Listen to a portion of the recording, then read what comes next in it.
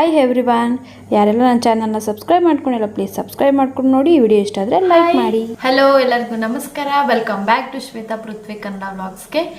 ಎಲ್ಲರೂ ಹೇಗಿದ್ದೀರಾ? ಚೆನ್ನಾಗಿದ್ದೀರಾ ಅಂದ್ಕೊಳ್ತಾ ಇವತ್ತಿನ ವಿಡಿಯೋನ ಸ್ಟಾರ್ಟ್ ಮಾಡ್ತಾ ಇದ್ದೀನಿ. ಇವತ್ತು ಡೇಟ್ ಬಂದುಬಿಟ್ಟು 8ನೇ ತಾರೀಕು, ಆಗಸ್ಟ್ 8.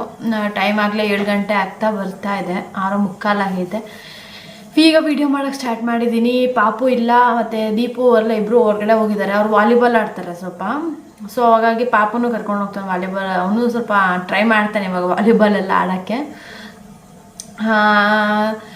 ಏನಿಲ್ಲ, ಸುಮ್ಮನೆ ಕೂತಿದ್ದೆ, ಹಾಗೆ ನಿಮ್ಮ ಜೊತೆ ಮಾತಾಡೋಣ ಸ್ವಲ್ಪ ಅಂತ ಅನ್ನಿಸ್ತು. ಸೊ ಹಾಗಾಗಿ ವಿಡಿಯೋ ಸ್ಟಾರ್ಟ್ ಮಾಡಿಕೊಂಡೆ. ಏನಿಲ್ಲ, ನಾವೊಂದು ಪಾರ್ಸಲ್ ಬಂದಿತ್ತು, ಹಾಗೆ ನಿಮಗೆ ತೋರಿಸೋಣ ಅಂತ. ಟ್ರೈಪಾಡ್ ಇರಲಿಲ್ಲ, ಸೊ ಹಾಗಾಗಿ ಟ್ರೈಪಾಡ್ ತರಿಸಿದ್ದೀನಿ. ಖುಷಿ ಆಯ್ತು, ಅದು ಇವತ್ತು ಬೆಳಗ್ಗೆ ಬಂತು. ನೋಡ್ಬೋದು, ಆರ್ಡ್ರ್ ಬಂದಿದೆ ಅಮೆಝಾನಲ್ಲಿ ತರಿಸಿದೆ ನಾನು. ಇದನ್ನ ಈಗ ಅದಕ್ಕೆ ಓಪನ್ ಮಾಡ್ತಾ ಇದ್ದೆ, ಹಾಗೆ ಒಂದು ಸ್ವಲ್ಪ ವಿಡಿಯೋ ಮಾಡ್ಕೊಬೇಡ. ಯಾಕಂದರೆ ಇದು ನಾನು ಯೂಟ್ಯೂಬ್ಗೋಸ್ಕರನೇ ನಾನು ತೊಗೊಂಡಿರೋದಲ್ವಾ. ಸೊ ಅದನ್ನ ನಿಮ್ಮ ಜೊತೆ ಶೇರ್ ಮಾಡಬೇಕು ಅನ್ನಿಸ್ತು. ಸೊ ಹಾಗಾಗಿ ವಿಡಿಯೋ ಮಾಡ್ಕೋತಾ ಇದ್ದೀನಿ ಅಷ್ಟೇ, ಇನ್ನೇನಿಲ್ಲ. ಆಮೇಲೆ ಇನ್ನೊಂದು ವಿಷಯನೂ ಹೇಳ್ತೀನಿ. ಫಸ್ಟ್ ಇದನ್ನು ಓಪನ್ ಮಾಡಿಬಿಡ್ತೀನಿ.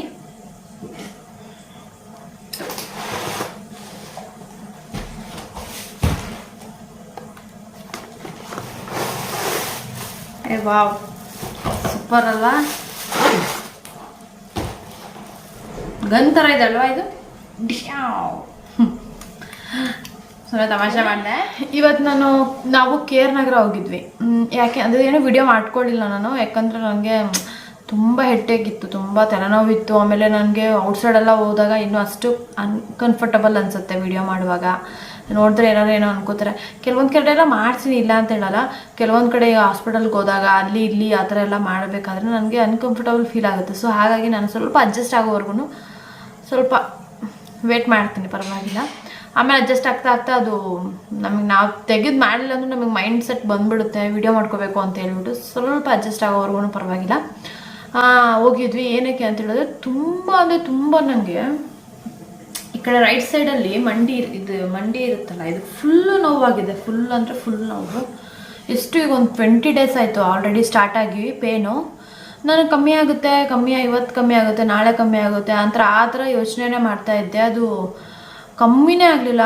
ಆಮೇಲೆ ಟ್ಯಾಬ್ಲೆಟ್ಸ್ ತೊಗೊಂಡೆ, ನಿಕ್ಯಾಪ್ ಹಾಕ್ಕೊಂಡೆ, ಎಲ್ಲ ಮಾಡಾಯಿತು, ಏನೂ ಕಮ್ಮಿನೇ ಆಗಲಿಲ್ಲ. ನೆನ್ನೆ ಅಂತೂ ಸಿಕ್ಕಾಪಟ್ಟೆ ನೋವು ಸ್ಟಾರ್ಟ್ ಆಗಿಬಿಟ್ಟಿತ್ತು. ಸೊ ಹಾಗಾಗಿ ನಾನು ಏನು ಮಾಡಿದೆ, ನಿನ್ನೆ ರಾತ್ರಿ ನನಗೊಂಥರ ಜಾಸ್ತಿ ಪೇನ್ ಇತ್ತಲ್ವ, ಅದಕ್ಕೆ ದೀಪು ಒಂದ್ಸತಿ ತೋರಿಸ್ಕೊಂಬಂದ್ಬಿಡೋಣ ಅಂತ ಹೇಳ್ಬಿಟ್ಟು ಹೋಗಿದ್ವಿ ಹಾಸ್ಪಿಟಲ್ಗೆ. ಎಲ್ಲಿ ಅಂತ ಹೇಳಿದ್ರೆ KR ನಗರದಲ್ಲಿ ಜೀವ ಆರ್ಥೋ ಕೇರ್ ಅಂತ ಇದೆ. ತುಂಬ ಚೆನ್ನಾಗಿ ನೋಡ್ತಾರೆ. ತುಂಬ ಜನ ಅಂದರೆ ತುಂಬ ಜನನೇ. ನಮಗೆ 80 ನಂಬರ್ ಟೋಕನ್ ಸಿಕ್ಕಿದ್ದು. ಆಮೇಲೆ ಸ್ವಲ್ಪ ಫೋನೆಲ್ಲ ಮಾಡಿ ನಮ್ಮ ಅತ್ತೆ ಅವರೆಲ್ಲ, ಅವ್ರಿಗೂ ಸ್ವಲ್ಪ ಕಾಲು ನೋವು ಇತ್ತಲ್ಲ, ಅವಾಗೆಲ್ಲ ಹೋಗಿ ಸ್ವಲ್ಪ ಪರಿಚಯ ಆಗಿದ್ರು. ಸೊ ಅವ್ರು ಸ್ವಲ್ಪ ಫೋನ್ ಮಾಡಿ ಹೇಳಿದ್ಮೇಲೆ ಆಮೇಲೆ ಬಿಟ್ಟರು ನಮಗೆ. ಅಂದರೆ ಬಿಟ್ಟರು ಅಂದ್ರೂ ಸ್ವಲ್ಪ ಕೂತ್ಕೊಂಡೇ ಕಾದ್ವಿ. ಒಂದು 10 ಜನ ಆದಮೇಲೆ ಬಿಟ್ಟರು ನಮ್ಮನ್ನು. ಪರವಾಗಿಲ್ಲ, ಅಷ್ಟು ಬೇಗ ಬಿಟ್ಟು ಅಂದ್ರೆ ಅಷ್ಟು ಬೇಗ ಬಂದ್ವಿ ಅಂತ ಖುಷಿ. ಅದು ಹೋದ್ವಿ. ಎಲ್ಲ ಕೇಳಿದ್ರು ಏನು ಯಾವಾಗಿಂದ ನೋವು ಅಂತ, ಆ ಥರ ಎಲ್ಲ. ನನಗೂ ಒಂದ್ಸತಿ ಬಿದ್ದಿದ್ವಿ, ನಾನು ದೀಪು ಎಲ್ಲ ಇಲ್ಲಿ ಮದುವೆ ಇದು ಕಾರ್ ತರಕ್ಕೆ ಹೋಗ್ತಾಯಿದ್ವಿ. ಆಗ ಒಂದ್ಸತಿ ಬಿದ್ದಿದ್ವಿ ನಾನು ದೀಪು ಇಬ್ಬರು ಬೈಕಿಂದ. ಸೊ ಅದು ಬಿದ್ದಿದ್ದು ನೋವು ಈಗ ಕಾಣಿಸ್ತಾ ಇದೇನೋ ಅಂತ ನಾನು ಹಂಗೆ ಅಂದ್ಕೊಂಡಿದ್ದೆ. ಅದು ಆ ಥರ ಅಲ್ವೇ ಅಲ್ಲ ಅಂತೆ. ಅದು ಆಗ ಬಿದ್ದಿದ್ದು ನೋವು ಆಗಲೇ ಬರಬೇಕು ಅಂತ ಹೇಳಿದರು ಡಾಕ್ಟರು. ಆಗ ಬಿದ್ದಿದ್ದು ನೋವು ಹಾಗೆ ಬಂದ್ರೇ ಅದು ಅದರದ್ದೇ ಅಂತ ಗೊತ್ತಾಗುತ್ತೆ. ನಿಮ್ಗೆ ಆವಾಗ ಬಿದ್ದು 4-5 ವರ್ಷ ಆಯಿತು ಅದನ್ನು ಬಿದ್ದು. ಅದು ಈಗ ಬರ್ತಾ ಇದೆ ಅಂದರೆ ಅದು ಅದ್ರದ್ದಲ್ಲ ನೋವು. ನಿಮಗೆ ಬೇರೆ ಏನಾದರೂ ಈಗ ಓಡಾಡುವಾಗ ಹಿಂಗೆ ಒಳ್ಕೋದು ಆ ಥರ ಏನಾದರೂ ಆಗಿದೆನಾ ಅಂತ ಕೇಳಿದ್ರು. ಆ ಥರ ಎಲ್ಲೂ ನಾನು ಅಷ್ಟು ಓಡಾಡಿಲ್ಲ ಡಾಕ್ಟರ್ ಅಂತ ಹೇಳಿದೆ. ಅದಕ್ಕೆ ಸರಿ, ಹಾಗಾದರೆ ಒಂದು ಸ್ಕ್ಯಾನಿಂಗ್ ಮಾಡಿಸ್ಬಿಡೋಣ ಅಂತ ಹೇಳಿದ್ರು. ಸರಿ, ಓಕೆ, ಸ್ಕ್ಯಾನಿಂಗ್ ಮಾಡಿಸೋಣ ಅಂತ ಹೇಳ್ಬಿಟ್ಟು ಸ್ಕ್ಯಾನಿಂಗ್ ಮಾಡಿಸಿದ್ವಿ. ಸ್ಕ್ಯಾನಿಂಗ್ ಮಾಡಿಸ್ಕೊಂಬಂದ್ಮೇಲೆ ರಿಪೋರ್ಟಲ್ಲಿ ನನಗೆ ಒಂಥರ ಶಾಕಾಗಿ ಕೇಳಿಸ್ಕೊತಾ ಇದ್ದೆ ನಾನು. ಅದು ಹೇಗೋ ಏನೋ ಅಂತ ಒಂದೂ ಗೊತ್ತಿಲ್ಲ. ಮಾತ್ರ ರಿಪೋರ್ಟ್ ನೋಡ್ಬೋದು, ತೋರಿಸ್ತೀನಿ. ಕಾಣಿಸಲ್ಲ ಇದರಲ್ಲಿ ಅಷ್ಟು ಕ್ಲಿಯರಾಗಿ ಅನ್ಕೋತೀನಿ. ಇಲ್ಲಿ ಕಾಣಿಸ್ತಾ ಇದೆ ನೋಡಿ, ಲೈನ್. ಇಲ್ಲಿ ಲೈನ್ ಇದೆಯಲ್ಲ, ಇಲ್ಲಿ ಲೈನ್ ಇದೆಯಲ್ಲ, ಆ ಲೈನಲ್ಲಿ ಮಂಡಿಲಿ ಮಧ್ಯಕ್ಕೆ ಗ್ಯಾಪ್ ಇರುತ್ತಂತೆ. ನಮ್ಮ ಮೂಳೆಗಳ ಮಧ್ಯದಲ್ಲಿ ಗ್ಯಾಪ್ ಇರುತ್ತಂತೆ. ಸೊ ಅದು ಒಂದು ಸೈಡ್ ತಾಗಿದೆ ಅಂತ ಹೇಳಿದರು. ನನಗೆ ಇದೆಲ್ಲಿಂದ ತಾಗ್ಬಿಡ್ತು ಅಂತ ಅವರು ಇನ್ನೊಂದು ಇದು ಜಾಸ್ತಿ ವಯಸ್ಸಾದ್ಮೇಲೆ ಆ ಥರ ಕಾಣಿಸ್ಕೊಳ್ಳೋದಂತೆ. ಸೊ ಇದು ನನಗೆ ಅರ್ಲಿ ಆಯಿತು, ನಿಮಗಿದು ಬೇಗ ಆಯಿತು. ಒಂದು 3 ಎಕ್ಸಸೈಸಸ್ ಎಲ್ಲ ಹೇಳ್ಕೊಟ್ಟಿದ್ದಾರೆ ಮಾಡೋಕ್ಕೆ, ಮಾಡಬೇಕು. ಆಮೇಲೆ ಒಂದು 15 ಡೇಸ್ಗಾಗೋಷ್ಟು ಮಾತ್ರೆಗಳು ಕೊಟ್ಟಿದ್ದಾರೆ, ಒಂದು ಇಂಜೆಕ್ಷನ್ ಮಾಡಿದರು. ಇಷ್ಟೆಲ್ಲ ಮಾಡಿಸ್ಕೊಂಡು ಬಂದಿದ್ದೀನಿ. 15 ಡೇಸ್ ಬಿಟ್ಟು ಮತ್ತೆ ಬರೋಕ್ಕೆ ಹೇಳಿದ್ದಾರೆ. ಎಲ್ಲ ಮಾಡಿ ಆದಮೇಲೆ ನೋಡೋಣ ಆವಾಗ ಏನಾಗುತ್ತೆ ಅಂತ ಹೇಳಿದ್ದಾರೆ. ಆಮೇಲೆ ನೆಕ್ಸ್ಟು ಇವಾಗ ವರಮಹಾಲಕ್ಷ್ಮಿ ಹಬ್ಬ ಬರ್ತಾಯಿದೆ. ವರಮಹಾಲಕ್ಷ್ಮಿ ಹಬ್ಬಕ್ಕಾಗಲೇ ಸೀರೆ ಎಲ್ಲ ತೊಗೊಂಡಿದ್ದೀನಿ. ಸೀರೆ ಎಲ್ಲ ತೆಗೋದಾಯಿತು. ಪೂಜೆ ಮಾಡುವಾಗ ಎಲ್ಲ ನಿಮಗೆ ವ್ಲಾಗ್ ಮಾಡಿ ತೋರಿಸ್ತೀನಿ. ಹೀಗಿತ್ತು ನಮ್ದು ಇವತ್ತಿನ ದಿನ ಅಪ್ಡೇಟ್ಸ್. ಇದು ಇಷ್ಟು ಇವಾಗ ನನ್ನ ಲೈಫಲ್ಲಿ ಏನು ನಡೀತಾ ಇದೆ ಅದು ಅಪ್ಡೇಟ್ಸ್ ಕೊಟ್ಟಿದ್ದೀನಿ ನಿಮಗೆ. ಸುಮಾರು ದಿನ ಆಗಿತ್ತಲ್ವ, ಯಾಕಂದರೆ ಬರೀ ನಾನು ಆಗಿಂದು ಈಗಿಂದು ಬರೀ ಅದೇ ವ್ಲಾಗ್ಸ್ ಆಗ್ತಾಯಿದ್ದೆ. ನನ್ನ ಅಪ್ಡೇಟ್ ಕರೆಕ್ಟಾಗಿ ಕೊಟ್ಟಿರಲಿಲ್ಲ ನಂದು ಈಗ ಪ್ರಾಪರ್ ನನ್ನ ಲೈಫಲ್ಲಿ ಏನು ಆಗ್ತಾಯಿದೆ ಅಂತ ಹೇಳ್ಬಿಟ್ಟು. ಸೊ ಅದನ್ನು ನಿಮಗೆ ಅಪ್ಡೇಟ್ ಕೊಟ್ಟಿದ್ದೀನಿ. ಇನ್ನು 2 ಡೇಸು ಆಗಸ್ಟ್ 10th ನನ್ನ ಬರ್ತಡೇ. ನೋಡೋಣ ಹೇಗಾಗುತ್ತೆ ಸೆಲೆಬ್ರೇಟ್. ನಾನೇನು ಅಷ್ಟು ಜೋರಾಗಿ ಸೆಲೆಬ್ರೇಟ್ ಮಾಡ್ಕೊಳ್ಳೋಕೆ ಇಷ್ಟ ಇಲ್ಲ ನನಗೆ, ಯಾಕಂದರೆ ನನಗೆ ಈಗ ಕಾಲು ನೋವು ಬೇರೆ. ಆಮೇಲೆ ಏನೋ ಈ ಸಲ ಅಷ್ಟೋಗಿ ಇಷ್ಟ ಆಗ್ತಾಯಿಲ್ಲ ಮಾಡ್ಕೊಳ್ಳೋಕ್ಕೆ. ನೋಡೋಣ ಹೇಗಾಗುತ್ತೆ ಅಂತ. ದೀಪು ಬೇರೆ ಬಟ್ಟೆ ಕೊಡಿಸ್ಕೊಂಬಂದಿದ್ದಾರೆ. ಹೇಗೋಗುತ್ತೆ ಅವತ್ತಿನ ದಿನನೂ ನಿಮ್ಮ ಜೊತೆ ಶೇರ್ ಮಾಡ್ಕೋತೀನಿ, ಆಯಿತಾ? Hello, welcome back. ಇದು ನನ್ನ ಬರ್ತಡೇ ದಿನದ ವ್ಲಾಗು. ನನ್ನ ಮತ್ತೆ ಮಾರ್ನಿಂಗ್ ರೂಟೀನ್ ಸಹ ಹೇಗಿರುತ್ತೆ ನನ್ನ ಮಾರ್ನಿಂಗ್ ಅಂತ ನಿಮ್ಮ ಜೊತೆ ಶೇರ್ ಮಾಡ್ಕೋತಾ ಇದ್ದೀನಿ. ನಾನು ಬೆಳಗ್ಗೆ ಎದ್ದ ತಕ್ಷಣ ದೇವರಿಗೆಲ್ಲ ಕೈ ಮುಗಿದು ಬಂದುಬಿಟ್ಟು ಮನೆ ಒಳಗಡೆ ಕಸ ಗುಡಿಸ್ಕೋತೀನಿ ಫಸ್ಟು. ಆಮೇಲೆ ಮನೆ ಹೊರಗಡೆ ಗುಡಿಸ್ಕೋತೀನಿ. ಆಮೇಲೆ ಅಲ್ಲಿ ಹೊರಗಡೆ ಎಲ್ಲ ರಂಗೋಲಿ ಹಾಕಿ ಕುಂಕುಮ ಎಲ್ಲ ಇಟ್ಬಿಟ್ಟು ಹೊರಗಡೆ ಎಲ್ಲ ಒರೆಸ್ಬಿಟ್ಟು ಆಮೇಲೆ ಮನೆ ಒರೆಸ್ಕೋತೀನಿ ಒಳಗಡೆದು. ಆಮೇಲೆ ಏನಾಗುತ್ತೆ ನೆಕ್ಸ್ಟು ನೀವೇ ನೋಡಿ ಹೇಗಿರುತ್ತೆ ನನ್ನ ಮಾರ್ನಿಂಗ್ ರೂಟೀನ್ ಅಂತ ನಿಮ್ಗೆ ತೋರಿಸ್ತೀನಿ.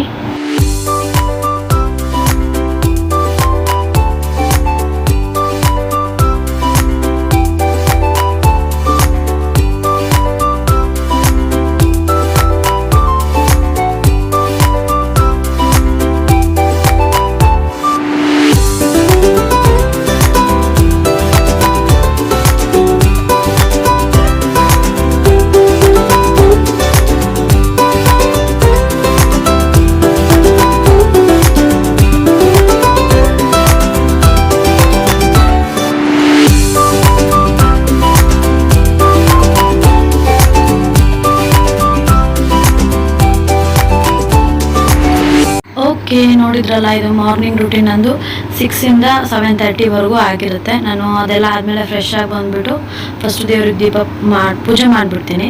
ಪೂಜೆ ಆದಮೇಲೆ ಮಿಕ್ಕಿದ ಕೆಲಸ ಎಲ್ಲ ನಾನು ಮಾಡ್ಕೋತೀನಿ. ನೋಡ್ಬೋದು, ಇದು ನನ್ನ ಬರ್ತಡೇ ಬ್ಲಾಗ್ ಅಲ್ವಾ, ಸೊ ಅದ್ರ ಬಗ್ಗೆ ಕಂಟಿನ್ಯೂ ಮಾಡ್ತೀನಿ. ನಾನು ಎಲ್ಲ ಸ್ನಾನ ಮಾಡ್ಕೊಂಡು ಬಂದೆ, ಎಲ್ಲ ಆಯಿತು. ಔಟ್ಫಿಟ್ ನಿಮ್ಗೆ ತೋರಿಸ್ತಾ ಇದ್ದೆ, ಅದನ್ನೇ ನಾನು ಈ ಡ್ರೆಸ್ ಹಾಕಿದ್ದೀನಿ, ಅದು ಹೊಸ ಡ್ರೆಸ್ ಆ್ಯಕ್ಚುಲಿ, ಅದಕ್ಕೆ ತೋರಿಸ್ತಾ ಇದ್ದೆ. ಟೀ ಬೇಕು ಅಂತ ಹೇಳಿದ್ರು, ದೀಪು ಟೀ ಮಾಡ್ಕೊಳ್ತಾ ಇದ್ದೆ. ಆಮೇಲೆ ಓಕೆ, ಇದು ಈವ್ನಿಂಗು ನಾನು ಹೇಳಿದ್ನಲ್ಲ ಸಿಂಪಲಾಗಿ ಬರ್ತಡೇ ಮಾಡ್ಕೋತಾ ಇರೋದು. ನನಗೆ ಜಾಸ್ತಿ ಕಾಲು ನೋವು ತಲೆನೋವೆಲ್ಲ ಜಾಸ್ತಿ ಇತ್ತು. ಸೊ ಹಾಗಾಗಿ ನಾನು ಏನೂ ಸೆಲೆಬ್ರೇಟ್ ಬೇಡ ಅಂತಲೇ ಹೇಳಿದ್ದೆ ಆ್ಯಕ್ಚುಲಿ. ಆಮೇಲೆ ಇದು ಎಲ್ಲಿ ಹೋಗ್ತಾ ಇದ್ದೀವಿ ಅಂತ ಹೇಳಿದ್ರೆ ದೇವಸ್ಥಾನಕ್ಕೆ ಹೋಗ್ತಾ ಇದ್ವಿ, ರಾಮನಾಥಪುರಕ್ಕೆ. ಮಾರ್ನಿಂಗ್ ಎಲ್ಲ ಹೋಗಿರಲಿಲ್ಲ ನಾವು ದೇವಸ್ಥಾನಕ್ಕೆ. ಸೊ ಅದಕ್ಕೆ ನಾವು ಈವ್ನಿಂಗ್ ಹೊರಟಿದ್ವಿ, ಅಲ್ಲೇ ಊಟ ಮಾಡ್ಕೊಂಡು ಬರೋಣ ಅಂತ ಹೇಳ್ಬಿಟ್ಟು. ಹಾಗೆ ಸೊ ಇದು ನೋಡ್ತಾ ಇರ್ಬೋದು, ನಾವು ನಾಗರ ಪಂಚಮಿ ಹಬ್ಬಕ್ಕೆ ನಾನು ಯಾವಾಗಲೂ ಹಾಲು ಹಾಕ್ತಾಯಿದ್ದೆ. ನಾನು ಇವಾಗ ದಾವಣಗೆರೆಗೆ ಅದಕ್ಕಾಗಿ ಹೋಗೋಕ್ಕಾಗಲ್ಲ. ಸೊ ಹಾಗಾಗಿ ನಾನು ಅಲ್ಲೇ ರಾಮನಾಥಪುರದಲ್ಲೇ ಇತ್ತು ಅಲ್ವಾ ಎಲ್ಲ. ಸೊ ಹಾಗಾಗಿ ನಾನು ಅಲ್ಲಿ ಹಾಲು ತೊಗೊಂಡು ಪೂಜೆ ಎಲ್ಲ ಮಾಡಿಕೊಂಡು ಬಂದೆ. ನಾವು ಹೇಗೆ ಅಭ್ಯಾಸ ಮಾಡ್ಕೊಂಡು ಹೋಗ್ತೀವಿ ಆ ಥರ ಮಾಡಬೇಕಾಗುತ್ತೆ ಸೊ ಹಬ್ಬನ. ಸೊ ನಾನು ಏನೂ ಮಾಡಿಲ್ಲ. ನಾನು ಜಸ್ಟ್ ಒಂದು ಕಾಯಿ, ಅದು ಬಾಳೆಹಣ್ಣು ಮತ್ತು ಅಂತ ಹೂವು ಹಾಲು ಹಾಕ್ಬಿಟ್ಟು ಕರ್ಪೂರ ಹಚ್ಬಿಟ್ಟು ಉದ್ದಿನ ಕಡ್ಡಿ ಬೆಳೆದ್ಬಿಟ್ಟು ಬಂದ್ವಿ, ಅಷ್ಟೇ, ಏನೇನಿಲ್ಲ. ಆಮೇಲೆ ಒಂದು ಸ್ವಲ್ಪ ಪಾಪು ನೋಡ್ಬೋದು, ಅವನಿಗೆ ಫಿಶ್ಗೆ ಊಟ ಹಾಕೋದು ಅಂದರೆ ತುಂಬ ಇಷ್ಟ. ಸೊ ಅದನ್ನು ಫಿಶ್ಶಿಗೆ ಒಂದು ಸ್ವಲ್ಪ ಆಗಕ್ಕೆ ಕರ್ಕೊಂಡು ಹೋಗಿದ್ವಿ. ಇದು ನೋಡ್ಬೋದು, ಹೋಟೆಲ್ ಹೆಸರು ನಂಗೆ ಅಷ್ಟಾಗಿ ನೆನಪಿಲ್ಲ. ರಾಮನಾಥಪುರದಲ್ಲಿ ಇದ್ದಿದ್ದು ಢಾಬಾ, ತುಂಬ ಚೆನ್ನಾಗಿದೆ. ನಾವು ಮಶ್ರೂಮ್ ಮಂಚೂರಿ ತೊಗೊಂಡಿದ್ವಿ, ಆಮೇಲೆ ಪನ್ನೀರ್ ಬಟರ್ ಮಸಾಲ ತೊಗೊಂಡಿದ್ವಿ, ಆಮೇಲೆ ಚಪಾತಿ ತೊಗೊಂಡಿದ್ವಿ. ಇಷ್ಟು ತಿಂದ್ಬಿಟ್ಟು ಬಂದ್ವಿ. ಬರೋ ಅಷ್ಟೊತ್ತಲ್ಲಿ ಈ ಪುನಿ ಕೇಕ್ ಬೇಡ ಅಂದ್ರೂ ತೊಗೊಂಡು ಬಂದಿದ್ದ. ನೋಡ್ಬೋದು. ಅಂದರೆ ಕೇಕ್ ಕಟ್ ಮಾಡಿಕೊಂಡು ಸೆಲೆಬ್ರೇಟ್ ಮಾಡಿದ್ವಿ ಸಿಂಪಲಾಗಿ. ಅದನ್ನು ದೊಡ್ಡ ಕೇಕ್ ಆಯಿತು ಆ್ಯಕ್ಚುಲಿ ಹೇಳಬೇಕು ಅಂತ ಹೇಳಿದ್ರೆ. ನಮಗೆ ಸ್ವಲ್ಪನೇ ತಿಂದ್ವಿ ನಾವು. ಇನ್ನೆಲ್ಲ ಮಿಕ್ಕಿದ್ದೆಲ್ಲ ನಾನು ಎದುರುಗಡೆ ಮನೆ ಆಂಟಿಗೆ ಮತ್ತು ನಮ್ಮ ಪಕ್ಕದ ಮನೆ ಅಜ್ಜಿ ಇದ್ದಾರೆ ಅವ್ರಿಗೆ ಎಲ್ಲವೂ ಕೊಟ್ಬಿಟ್ಟೆ. ನಾನು ಇಟ್ಕೊಂಡು ನಾನು ತಿನ್ನೋದಿಲ್ಲ, ಸುಮ್ಮನೆ ಹಾಳಾಗುತ್ತೆ ಅಂತ ಹೇಳ್ಬಿಟ್ಟು. ಆಮೇಲೆ ಪುನಿ ನೋಡ್ಬೋದು. ನನ್ನ ಚಿಂಟುಗೆ ಇಷ್ಟ ಪುನಿ ಅಂದರೆ ಜಾಸ್ತಿ.